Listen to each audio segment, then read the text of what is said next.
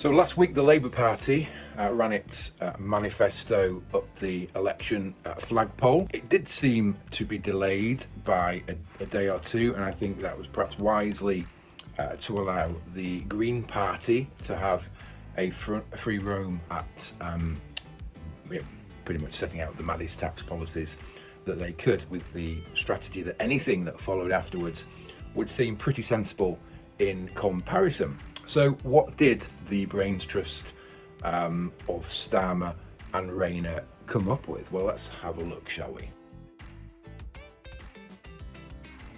So non-doms and IHT. Firstly, as we were talking about the Brain Trust, let's talk about real trusts. And we're told that Labour will end the use of offshore trusts to avoid inheritance tax. It's unclear exactly how they will do this. However, one assumes that any person that has been resident in the UK for a period of time will find all of their assets, all of their personal assets, and any trust assets in which they have an interest will be within the IHT net. Where they don't meet that particular test, it's likely that only UK assets will be subject to UK inheritance tax. And this pretty much follows the Conservative plan. However, there's one key point. Labour won't be offering any transitional rules, any grandfathering for trusts that exist prior to the 6th of April 2025, or whenever the legislation ultimately becomes effective.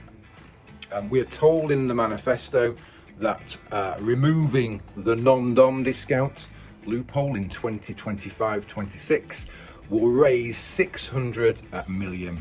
Now, I'm assuming that when they refer to the non-dom discount loophole, they're referring to that added measure that I've just set out, but I don't know because non-dom discount loophole is just silly new terminology. Of course, there's been no volte-face when it comes to the Tories' original proposals, the surprise proposals in the spring budget earlier this year, and that they were going to scrap the favourable non-dom regime.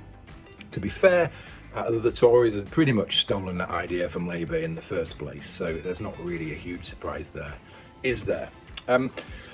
Teeth will be gnashed, particularly around the plan to remove benefits from existing trusts, and let's face it, it has the potential for major behavioural consequences.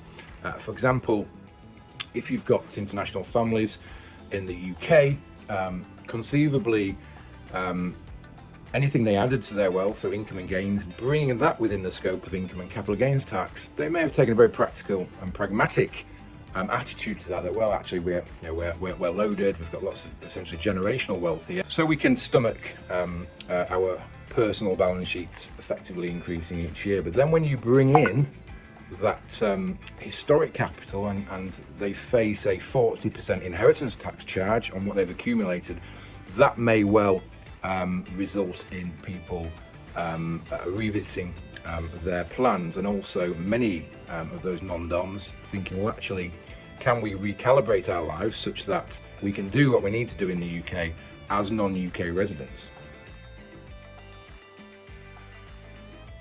So when it comes to income tax and NIC, we're told that Labour won't increase income tax, and they refer specifically to all the rates, so the basic rate, the higher rate and the additional rate of tax. They also say there'll be no increase in national insurance contributions. Of course, the Tories have announced their continuing plan to continue cutting NIC, so there's a bit of a difference there, isn't there? As I've alluded to in the past, over recent years, the tax rises have all been about the dog that didn't bark, so the tax rises that didn't bark, and it's all about fiscal drag and stealth taxes, so freezing of thresholds and exemptions and personal allowances. That really is where a lot of the tax rise heavy lifting has been done. We see nothing in the Labour manifesto about doing anything about that particular phenomenon. So Labour have also confirmed that they won't increase VAT. Notably, and we've seen a lot in the newspapers around this, they have said they'll impose VAT on private school fees, and also, in addition, private independent schools will also face having to pay business rates. This contrasts again with the Tories, who have said they'll keep the status quo, and with the Reform Party, who've actually said they'll go even further than we are now and give tax relief to parents where they're paying school fees privately to incentivise parents to do that. So there's a key difference there. So when it comes to capital gains tax, there's no similar promise in the manifesto not to raise the rate of capital gains tax. They haven't, unlike the Green Party, they haven't said that they're eyeing up any kind of rise in capital gains tax rates, and the Greens have set out they're going to equalise, or try to equalise, the rates of capital gains tax and income tax. Nothing in the Labour proposal about that. Interesting to see that a lot of the Tory newspapers are essentially publishing stories saying that there is a secret plan by Labour to increase the capital gains tax, but we don't know whether that is the case or not. It's certainly not in the manifesto. There are some proposals to remove what is often pushed as a loophole for the private equity industry. Labour are going to propose to address that as well. And also, unlike the Greens, there's no proposal to introduce a wealth tax either. That's good news for the wealthy individuals in the UK. When it comes to corporate tax, corporation tax, I welcome Labour's commitment to stop the chaos, as they put it. And what they're referring to there is the chopping and changing of tax rates and other rules. And they say that they're going to turn the page with a strategic approach that gives certainty and allows long-term planning. And I think that, generally speaking, people don't appreciate how damaging the complexity of the UK's tax rules are. In addition to that, also the chopping and changing. It's very, very difficult for businesses to build a business empire on shifting sands. So hopefully Labour can address those issues and those potential barriers to growth.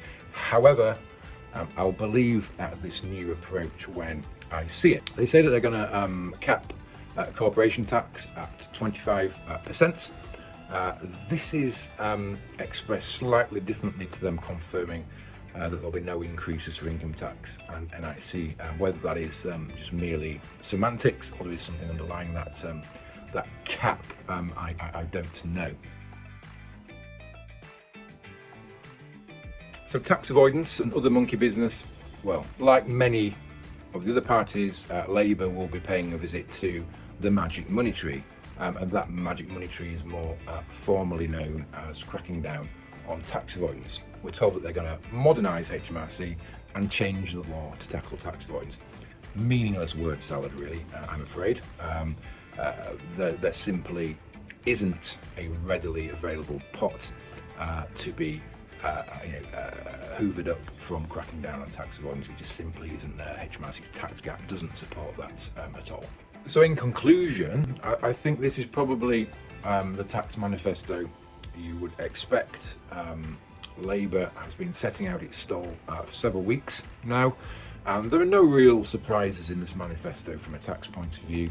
I think probably the only thing we haven't seen pushed already is the SDLT proposal, and really Labour have been in, to quote Churchill, not buggering it up mode for a number of months now, and I don't think the manifesto will do much to show that they've emerged from that mode at all. I think the key difference here in this set of proposals is we're highly likely to see these ones in motion unless something very drastic happens. It certainly would take a buggering up of epic proportions, I think, for Labour not to win the election from here. So to sum up, over to you, Brains Trust of Starmer, Rainey and Rachel Reeves. But for now, that's it.